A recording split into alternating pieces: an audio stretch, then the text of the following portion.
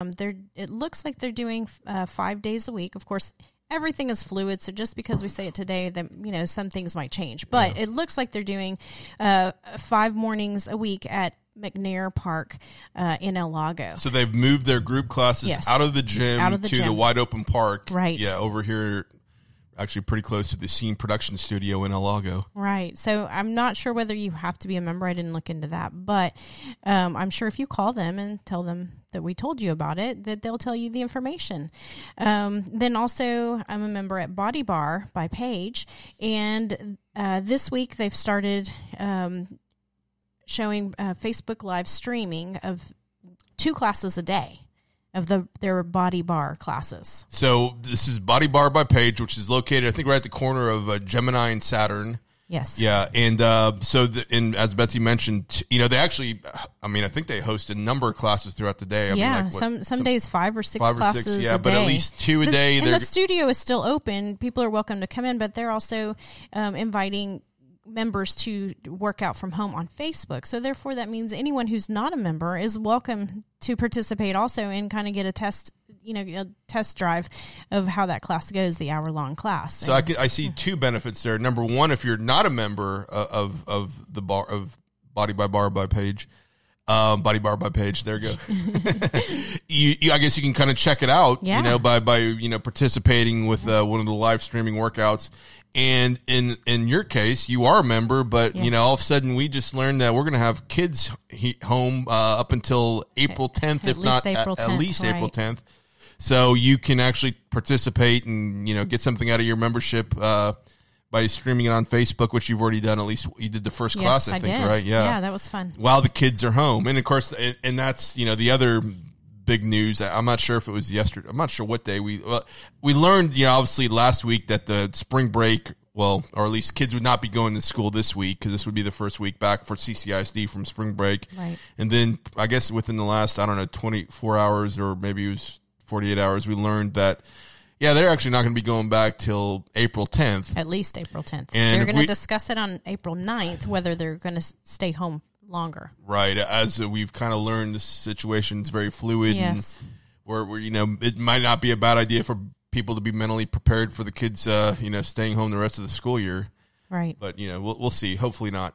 But, but the good news is, at least, from what we've experienced is that, with our kids, we have a first grader and a fifth grader that, their teachers are on the ball, and they've sent home a complete, course curriculum for especially for the fifth grader. The first grader is not quite as ambitious as what the fifth grader has to do, but she's going to be busy. This is definitely not an extended spring break for our fifth grader. Definitely not. She's busy. So that's kind of a little touching on some of the news. I'm trying to think that was there anything else we wanted to. All we made was a little tiny brief outline. But I think we covered everything. So basically, the big news is right now it's Galveston County. The venues are still open, and I believe that includes the Kemah Boardwalk.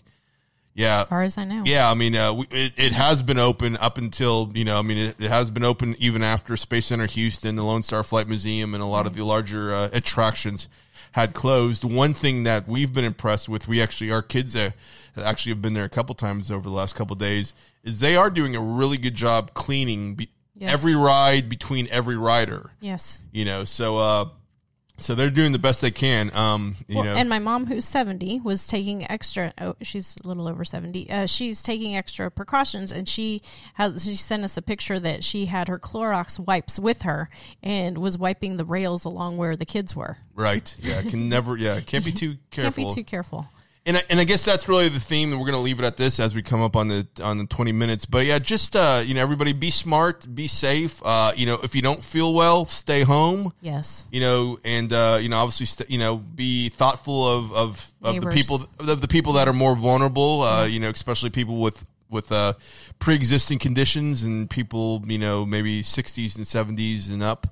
So, but we're the Scene Magazine's going to continue. Like I said, we're working with all of our clients. We're trying to get the word out about how they're all, this is all of our, most of our clients are having to pivot, and and this is this is going to be, a challenge, but, it's something that everybody's up to. This area is, we've very resilient. Yeah, we've very resilient area. I mean, we've been challenged before by hurricanes and storms and floods, and and we always seem to come out better and stronger. So definitely. That's our message. So we're here rooting for the community. Absolutely, because we like to believe us at the Scene Magazine, we're the community's biggest cheerleader. Yes, and we're going to continue to be so. And if there's anything we can do, you can reach out to us. But think about following us on Facebook. We're going to try to be much more aggressive with some of the digital platforms and vehicles that we have.